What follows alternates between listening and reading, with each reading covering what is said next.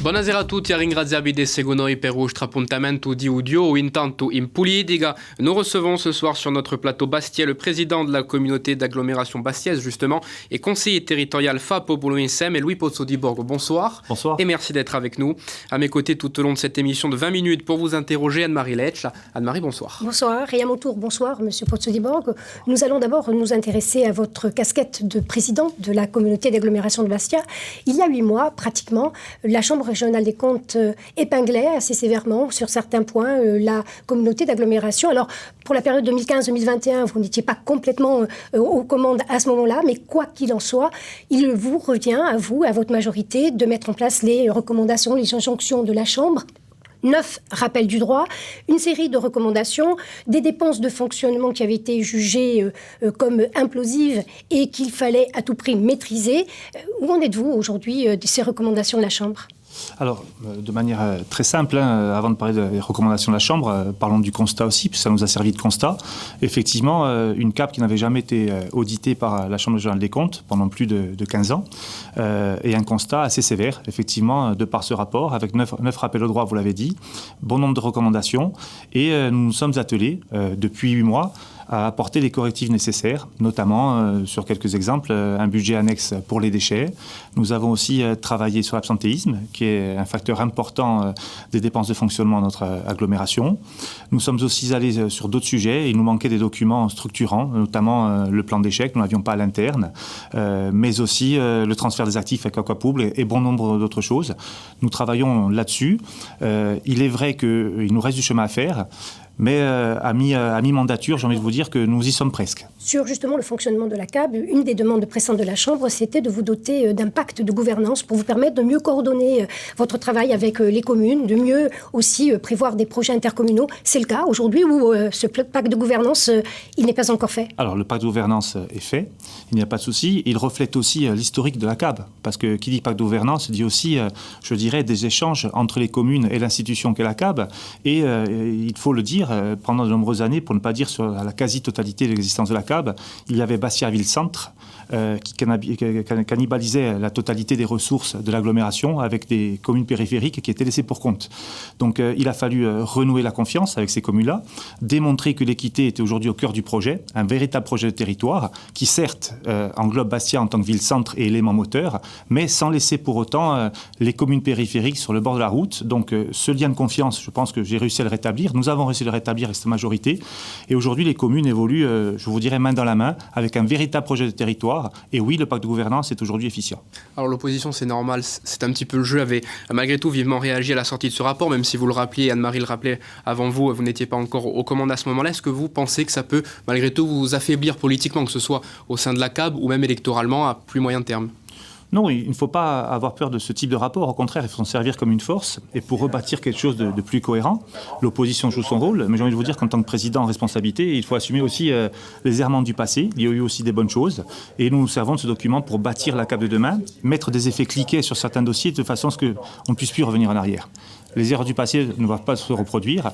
Et notre action aujourd'hui vise à, je dirais, dans 3 ans, à laisser au futur président de la CAB une institution en bonne santé financière, mais surtout aussi avec un climat social apaisé et avec des vrais objectifs et un projet de territoire. Justement, vous commencez à le dessiner un petit peu. Le moins que l'on puisse dire, c'est que malgré ce rapport, ça n'a pas freiné les projets, les investissements. Vous en avez un certain nombre. Ça veut dire que la CAB, vous le disiez là, il y a un instant, est dans une bonne santé financière aujourd'hui. Alors la CAB est dans une très bonne santé financière de par son budget général. Nous pouvons porter bon nombre de projets. Nous avons les moyens de nos ambitions. Pour autant, il faut rester prudent. Si nous sommes dans cette situation, 2 facteurs. Le premier, c'est 2 éléments majeurs. Le premier, c'est une hausse de la fiscalité qui était difficile à décider, difficile à porter. Vous n'avez pas peur que ça soit un peu impopulaire, perçu ? Les mesures impopulaires, il faut savoir les prendre aussi. Sans quoi la CAB aurait été directement dans un mur et une cessation de paiement, une faillite. Donc lorsqu'on est en responsabilité, il y a des choix qui sont parfois imparfaits, qui sont parfois décriés. Il faut savoir les porter. On n'est pas président à vie, on ne fait pas de la politique pour y rester 40 ans, on fait la politique pour faire avancer des situations. Les contribuables d'aujourd'hui sont nos enfants de demain aussi, enfin les contribuables de demain sont nos enfants, et il faut aujourd'hui être juste. Donc cette mesure était juste, nous avons rétabli les finances de la CAB et nous pouvons du coup porter des projets ambitieux pour le territoire. Alors vous parlez de projets, dans vos projets il y a la modernisation du stade Armand Cesari, il y a la rénovation de toutes les installations sportives, l'aménagement aussi du quartier de Tog et du tiers-lieu sur le port de Tog, on pourrait en citer d'autres, mais sans faire justement un listage complet de vos projets. Nous, ce qu'on aimerait savoir, c'est quelles sont vos priorités, quel cap vous voulez donner pour les 2 ans encore qui vous restent, ou 3 ans qui vous restent à la communauté d'agglomération de Bastia. Bien sûr, alors deux grandes compétences. Tout d'abord les sports, parce que qui dit sport dit aussi l'inclusion des publics en difficulté, c'est aussi l'éducation de nos enfants. Nous avions un retard historique sur l'infrastructure. Pendant presque 40 ans, rien n'a été fait. Nous sommes aujourd'hui dans un grand plan de rénovation, voire de construction, de façon à pouvoir doter notre territoire des moyens nécessaires à ce que cette jeunesse et les moins jeunes aussi puissent s'exprimer sur des terrains de sport et plus en dehors. Ça, c'est le premier point. Donc oui, Il reste des points noirs tout de même. Le stade du Fong, les piscines de la Carbonite et du Fong, justement, sont encore à réaliser. Totalement. Alors, dans notre action publique, il faut prioriser des choses et hiérarchiser. Certes, il y a des choses qui sont encore à faire, qui se feront sur la fin de la mandature ou dans une prochaine mandature, mais il y a beaucoup de choses qui ont été faites. Le COSEC de Fouriane, le COSEC d'Arinel qui est en cours, Pepito Ferretti, Roger Poggi, le Stade Manchester, vous l'avez dit, le tiers-lieu, des investissements d'envergure. Et ensuite, il y a l'aspect économique. À mon arrivée à la CAB, il n'y avait pas de service économique. Il y avait une simple directrice, une seule directrice. Nous avons doté aujourd'hui ce service de plusieurs éléments. Et le tiers-lieu en est la preuve. Nous souhaitons réimporter la richesse sur le territoire. Je le rappelle, la CAB est un outil pour l'aménagement, pour le développement économique et pas un outil de politicien ou de politique. Donc mon action est très simple, c'est doter la CAB d'une vraie politique économique, structurelle, d'aménagement, et ce sont les 2 compétences qui d'ici la fin de la mandature seront portées encore plus haut. Le gros chantier aussi, après celui donc des installations sportives ou de la modernisation du stade Armand Cesari, c'est celui des déchets. Évidemment, on en parlait beaucoup en préparant cette émission. Alors, si le porte-à-porte fonctionne plutôt bien, il faut le dire, depuis 2017 sur votre commune de Fouriani, par exemple, c'est beaucoup plus compliqué dans l'urbain, dans le centre-ville de Bastia notamment. En plus de ça, à la fin de cette année, il y a une nouvelle obligation qui découle de la loi contre le gaspillage alimentaire concernant les biodéchets, qu'eux aussi devront peut-être désormais trier à la source. Comment est-ce que vous allez vous en sortir ? Alors c'est un sujet qui nous inquiète, c'est un sujet prégnant dans le mandature et au-delà. Nous partons effectivement de très loin. Aujourd'hui, il y a deux grands points dans la problématique des déchets. Un, la collecte, qui nous concerne directement, avec des facteurs endogènes, et puis le traitement, qui sont... On en parlera juste après. On en parlera juste après. Alors sur la collecte, de manière très simple, une problématique, dès qu'il y a de verticalité, il y a difficulté pour déployer le porte-à-porte. Alors sur les communes périphériques où il y a beaucoup de pavillonnaires, c'est plus simple. Dans le cœur historique de Bastia... C'est compliqué en résidence, quand même. En résidence, oui. Mais dès qu'on a de la verticalité, effectivement, on est dans la difficulté. Et même dans les communes annexes. Communes annexes, oui, si on est sur de l'immeuble. C'est pour ça que le porte-à-porte, c'est décliné dans le plan. Partout, c'est possible. Il ne faut pas avoir peur aussi de dire que si on ne peut pas faire de porte-à-porte, on fait des points de regroupement avec plusieurs flux qui seront traités. Je pense qu'il ne faut pas rester dans le dogmatisme. Il faut faire évoluer aussi ce que l'on a pu penser ou ce que l'on pense, parce que la réalité du terrain est tout autre que celle qu'on peut décliner dans un plan ou dans tout autre document. Donc aujourd'hui, ma priorité, c'est de doter Bastia et le cœur de Bastia de porte-à-porte, parce que les déchets coûtent très cher, les taxes sont très élevées, et aujourd'hui, il faut un service de qualité. Vous en parliez, les déchets, c'est aussi le traitement, le surtri. Le projet de monte va voir normalement le jour, en tous les cas. Il est aussi approuvé par le préfet de la Haute-Corse et le préfet de Corse. Mais est-ce que le projet de monte, c'est pas finalement l'absence de projet de votre part qui l'a aussi poussé en avant, et l'échec de votre présidence à la communauté d'agglomération de Bastia de ne pas avoir réussi à trouver du foncier, à proposer une solution? Alors, aujourd'hui, nous avons plusieurs problématiques. Tout d'abord, un problème aviaire qui peut paraître très simple, mais nous sommes dans des couloirs aériens sur la CAB, et on a des difficultés à installer des usines en plein air. Ça, c'est le premier point. Mais au-delà de ça, Monte aujourd'hui... moi, je n'ai pas pour principe d'être opposé à quelque chose sans argument. Je ne crois pas spécifiquement à Monte, mais aujourd'hui, nous n'avons plus le choix aussi. Parce que nous savons qu'en 2026, il y a un risque de fermeture de Vigiané, de la Stock, et que sans de nouvelles infrastructures, nous serons en grande difficulté. Ce qui reste à définir sur Monte, ce n'est pas tant son utilité, elle est évidente et elle est avérée. C'est surtout, je dirais, le modèle économique. Toute politique de développement durable, pour qu'elle soit pérenne dans le temps, il faut qu'elle soit soutenable financièrement. Ce qui nous manque aujourd'hui comme élément, c'est justement cette soutenabilité et quels bénéfices vont en tirer les intercommunalités. Parce que quand on part du CIVADEC, de Monte ou de la CAB, derrière, il y a des administrés, des contribuables. Quels seront les bénéfices tirés financièrement par les administrés et par les intercommunalités? Voilà le vrai sujet sur le centre de Monte aujourd'hui. On va essayer d'avancer un petit peu. Autre sujet, on en parle beaucoup puisque la saison touristique commence. Le 25 juillet 2022, le principe de régulation des locations de meublés de tourisme avait été voté par la CAB. Où est-ce qu'on en est ? Eh bien, écoutez, c'est un dossier qui fait son chemin. Il avance bien. Nous sommes dans un cycle de réunion aussi avec les communes, puisque c'est bien les communes. Vous voulez récupérer en fait les taxes ? Totalement. Voilà. Alors ensuite, il y aura une redistribution. Mais ce dossier-là est en cours de travail, puisqu'il y a aussi une équité, je dirais, fiscale à trouver entre les communes. Elles ne sont pas toutes concernées de la même façon. C'est un dossier qui aboutira, nous l'espérons, d'ici la fin de l'année de manière opérationnelle. En tout cas, c'est un sujet qui est effectivement prégnant et qui nous occupe pas mal à l'heure actuelle. Une dernière question sur la CAB. Votre grand chantier, c'était aussi, en tous les cas, c'était votre souhait, de préparer l'élargissement de la communauté d'agglomération de Bastia sur le Cap Corse, vers le Nebbio et puis les communes du sud de Bastia. Vous y croyez toujours? Parce que les oppositions, elles sont fortes sur les communes, justement, qui entourent votre communauté d'agglomération. Alors, plus qu'un souhait, c'est une nécessité. Aujourd'hui, si nous voulons bâtir un grand territoire, nous ne pouvons pas rester sur des micro-régions. Il faut effectivement penser du pont du Golo jusqu'au Cap Corse, en respectant les spécificités des uns et des autres, mais que ça soit sous cette mandature, sous une prochaine, les oppositions se feront entendre, mais ça va arriver. C'est le sens de l'histoire. Aujourd'hui, on ne peut pas rester sur la CAB, la communauté des communes de Maranagol ou le Cap Corse, ce n'est pas possible.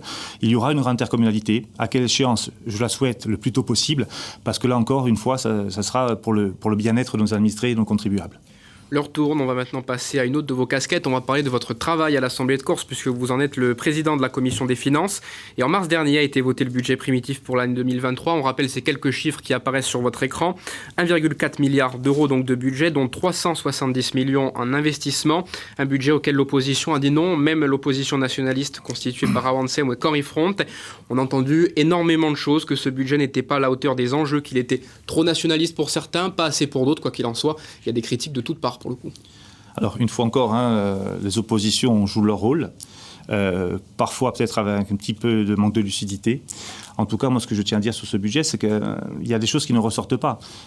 Nous sommes dans une spécificité. Le seul territoire qui, aujourd'hui, va aussi loin dans les compétences non obligatoires, c'est la Corse. Quelques chiffres aussi, vous en avez donné quelques-uns. 80 millions d'euros par an qui sont consacrés à l'aide aux communes, par exemple, ou à la santé, ou au social, qui ne sont pas des compétences obligatoires et qui viennent gréver d'autant notre budget.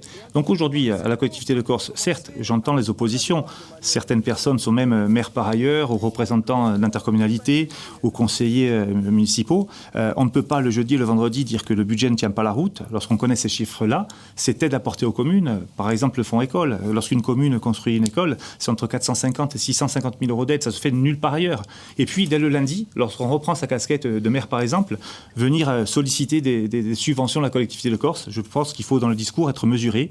C'est un budget qui est contraint, qui le sera encore plus dans l'avenir, parce que nous faisons des choix, je dirais, sociétaux aussi. Un budget contraint avec aussi un emprunt nouveau de 100 millions d'euros, alors que votre endettement avoisine le 1 milliard d'euros. Un emprunt nouveau, pourquoi faire finalement? Et est-ce que c'est vraiment encore la solution? Alors, derrière les chiffres qui peuvent affoler, notamment ce milliard d'euros, effectivement, on nous l'annonce dans le vertige, on nous l'annonce depuis quelques années dans l'hémicycle, nous avons une capacité de désendettement qui est tout à fait honorable, qui est acceptable, et nos ratios sont cohérents.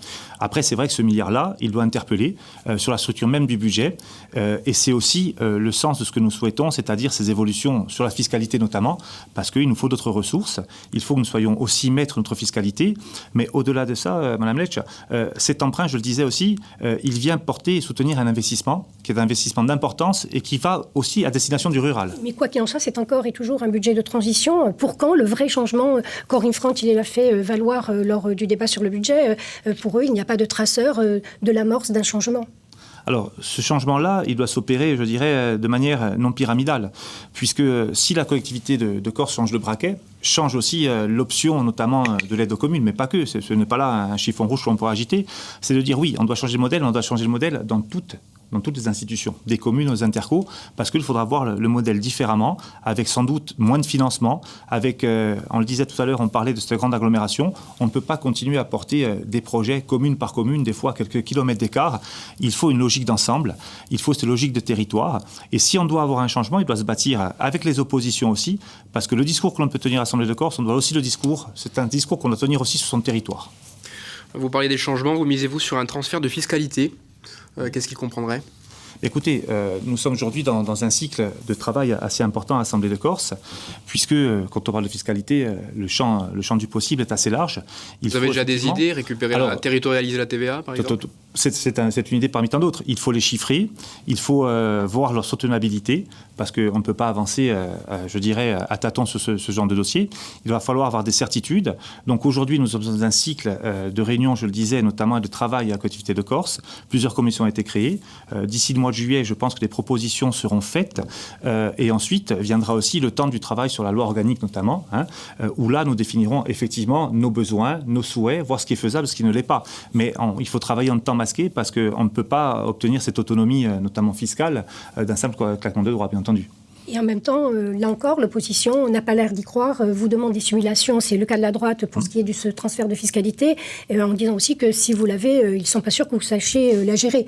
Donc finalement, des oppositions de toutes parts, et puis vous attendez quoi? L'autonomie pour agir?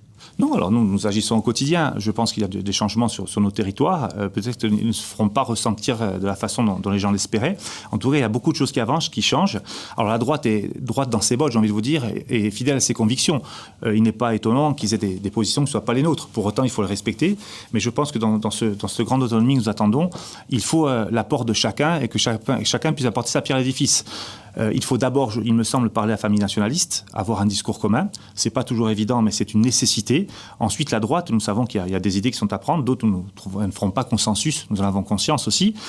Pour autant, je vous garantis qu'à l'Assemblée de Corse, les travaux vont bon train et nous serons prêts dans les temps pour proposer un projet et un programme d'autonomie qui, j'espère, sera partagé par le plus grand nombre. Il reste à peine plus de 3 minutes d'émission. On va donc commencer tout de suite notre dernière partie. Elle portera sur la politique générale. On parlait il y a un instant de transfert de fiscalité. Est-ce que ça va faire partie potentiellement des propositions que vous allez faire à Gérald Darmanin dans quelques jours? Jusqu'à maintenant, le ministre de l'Intérieur disait qu'il n'y avait pas de proposition sur la table.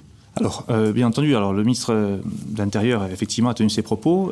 Il oublie les quelques atermoiements qu'il y a eu dans nos discussions. Pour autant, la prochaine échéance du 16, il y a un rapport important et un sujet important, c'est le foncier, notamment. Oui, nous ferons des propositions au ministre. Nous entendons aussi que l'État fasse les siennes, parce qu'il va falloir confronter les chiffres. On ne peut pas prendre pour argent comptant ce que va nous dire l'État. Donc nous sommes aussi dans l'attente de documents structurants de l'État. Mais pour notre part, nous serons prêts en temps et en heure. Dès le 16, c'est un premier palier à franchir. Le foncier sera au cœur du sujet. Mais oui, sur la fiscalité, nous aurons des propositions à faire.